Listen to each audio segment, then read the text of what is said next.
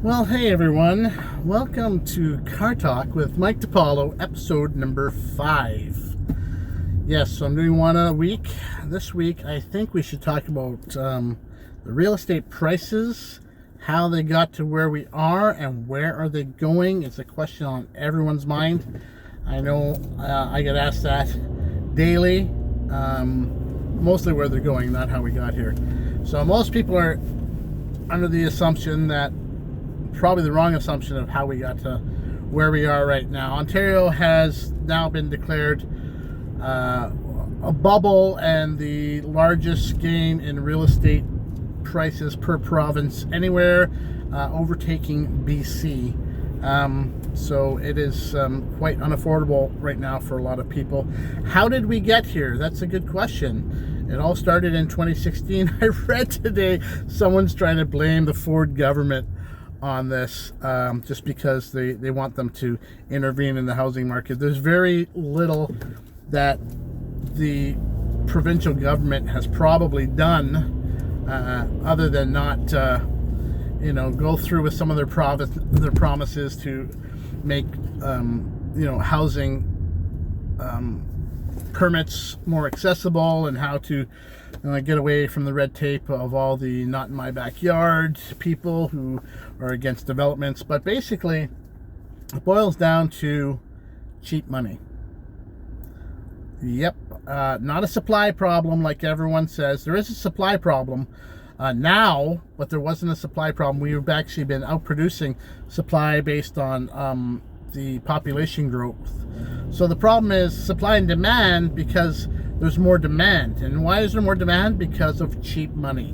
Okay, the biggest mistake that the Bank of Canada has made has been to keep our interest rates this low. All claims that, we're helping home buyers afford homes, the first-time home buyers, that did nothing but actually price first-time home buyers out of the market. So they didn't help anyone. What they did help were the investors who bought 30%, that's right, 30% of most of the properties sold in the last 3 years. Okay, why? Because of the low interest rates. They've now treated housing as a commodity. Buying it, now with cheap money, a lot of the investors have bought the new builds, and we see that right now they're selling them off, like basically trying to do an assignment, which is assignments when you buy a property and it's a new build, and or even a resale home, and before you actually close on the property and pay the whole amount, you actually resell it to somebody else. You assign the deal, the contract to purchase. So I know a lot of the investors that I've seen buy some of the properties, they have an assignment clause in their offer that basically states that they reserve the right to change any of the persons on the offer. So this is assignment. So that's how they're making money. They're buying it now, 2 months later, before they even take possession. They make $20,000, $30,000 profit by selling it to somebody else. So that's one thing with investors. And also investor properties, everyone seems to be getting into the rental game, and we've seen rental prices skyrocket, okay? So a perfect example, I just, I keep up on the rental prices as well, because I have a lot of people renting, helping them find places. So a townhome, 3-bedroom townhome, 2 years ago was probably renting for about $1,800. Anywhere from $1,700 to $1,900 was a 3-bedroom townhome. Today, $2,400 to $2,800. Nowadays, even single detached homes, most of them are $28,000 to over $3,000. Where last couple of years before this, you could rent a full home for, anywhere from $1,800 to $2,400. So people are always complaining about these rental prices, but the problem is that all these investors bought these new homes, and they're actually leasing them out or renting them out at a loss, because they think that every year that their property is going to appreciate. They're not taking into consideration what's going to happen. So now we have how we got here. That's basically how we got here. Mostly the cheap money, which increased demand from people who should have not even bought houses. They're 30% of them gone to investors. First-time home buyers are not even able to get their foot in the door anymore, regardless of what the government says. They've screwed it all up for people, especially the Bank of Canada. Now we have, where are we going now? For the last couple of weeks, we've seen a lot of blowback from buyers. People are waiting for prices to drop, and prices have dropped.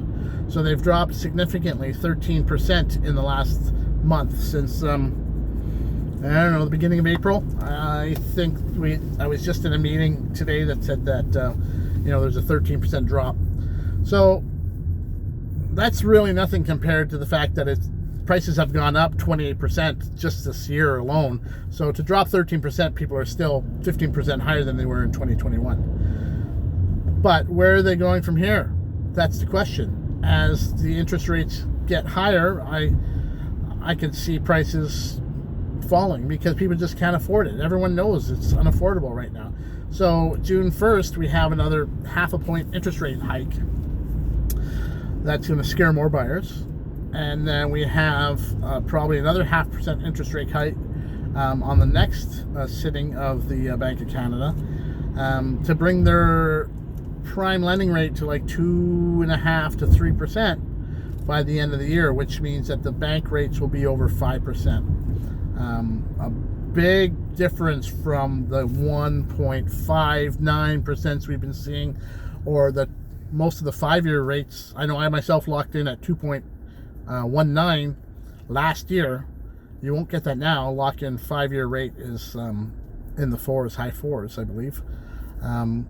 So that's one of the things. So now we're going to see a decrease of demand, but we're also seeing an increase in supply because we're all like on the supply wagon saying we need to build more houses.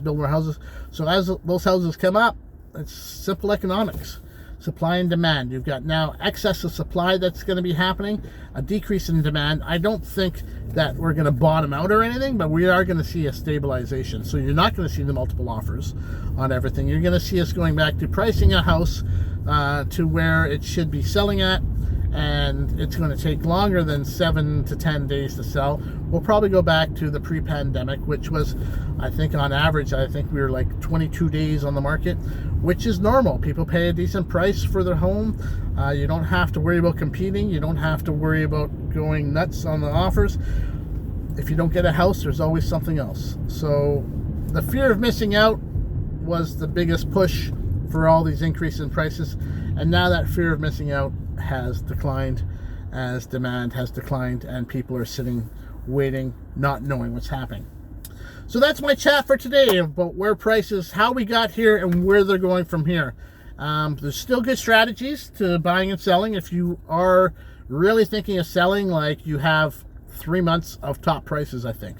3 months of, it's going to be a touch and go market, but after 3 months, 3 to 4 months from now, I think you're going to be seeing a large decline in prices. So, which is basically just stabilizing. Prices went up 44% since, was it 2018? It was 2018, I was just reading today. Better House and Dwelling. 44% in Ontario. So that's a huge jump. So if we decline 10 to 15%, people are still getting huge dollars for their houses. But, at least they're a little bit more affordable for people. Anyways, hope this helps. Any questions? DePauloRealty.com is where to access some information. 519-897-1031 are my digits. Text me, call me, Facebook me, email me at mike@kwhousefinder. Anyways, that's my tidbit for today. Take care, guys.